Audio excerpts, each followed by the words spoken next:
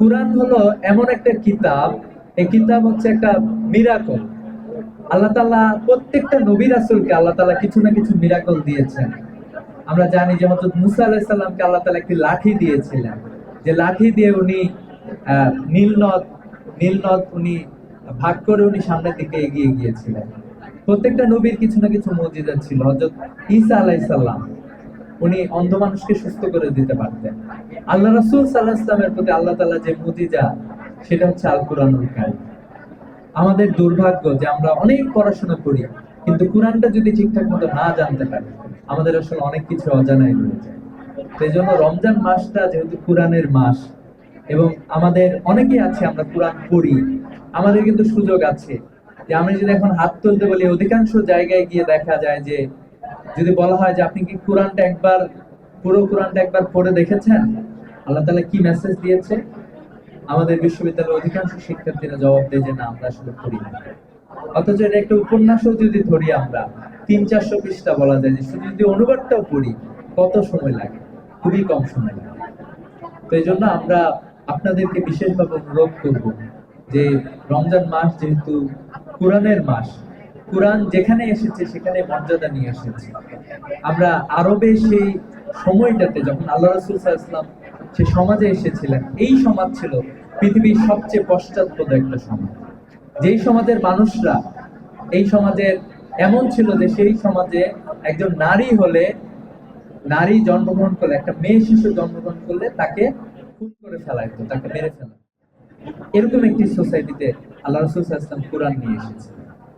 আগের যে সমাজ ছিল, আল্লাহ রাসূল সাল্লাল্লাহু আলাইহি ওয়াসাল্লাম যখন কুরআনের মাধ্যমে একদল মানুষকে যখন শিক্ষিত করে গড়ে তুললেন, একদল মানুষকে যখন আলোকিত করে গড়ে তুললেন, আমরা দেখলাম যে এই সমাজ পুরোপুরি পরিবর্তন হয়ে গেছে।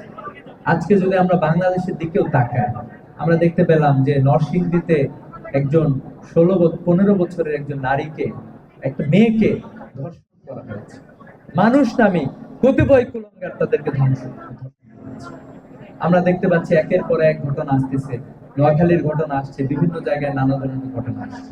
আমরা দেখতে পাচ্ছি বাংলাদেশের অর্থ ব্যবস্থায় আবারও নতুন ধরনের সংকট তৈরি হইতে যাচ্ছে।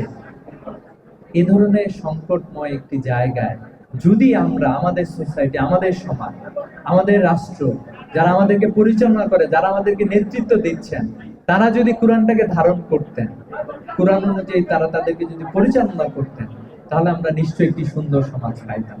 সম্মানিত উপস্থিতি, সেই সুন্দর সমাজ মূলত আমাদের প্রত্যাশা। আমরা বিশ্বাস করি যদি আমরা কুরআনকে ধারণ করতে পারি, আমরা আমাদের জীবনকে পরিবর্তন করতে পারবো ইনশাআল্লাহ।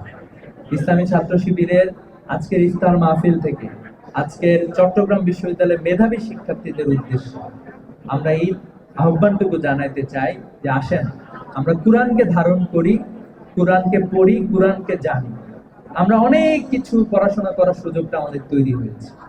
আমরা অনেক কিছু ক্রিটিক্যালি চিন্তা করি, ক্রিটিক্যালি ধরি, ঠিক আছে, অনেক পড়াশোনা করি, অনেকে বিজ্ঞানে পড়াশোনা করি, কেউ কেউ কমার্স, কেউ কেউ কলা অনুষদে পড়াশোনা করি। যে কোনো জায়গায় পড়াশোনা করি না কেন, আমি একটা নিরপেক্ষ মন মানসিকতা নিয়ে আমি পড়াশোনা করি। আমার নলেজ দিয়ে আমি এটা বোঝার চেষ্টা করি। আমার যে আল্লাহ তাআলা আকল দিয়েছেন, আকল দিয়ে আমি বোঝার চেষ্টা করি। সেইভাবে কুরআনকেও আসলে আমাদের সেভাবে বোঝা দরকার। কুরআন আসলে মর্যাদাপূর্ণ একটি কিতাব। কুরআন যেখানে এসেছে মর্যাদা নিয়ে এসেছে।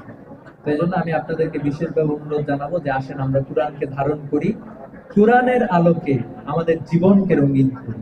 যদি আমরা কুরআনের আলোকে জীবনকে রঙিন করতে পারি, আমাদের সফলতা কেউ আটকাতে পারবে না ইনশাআল্লাহ।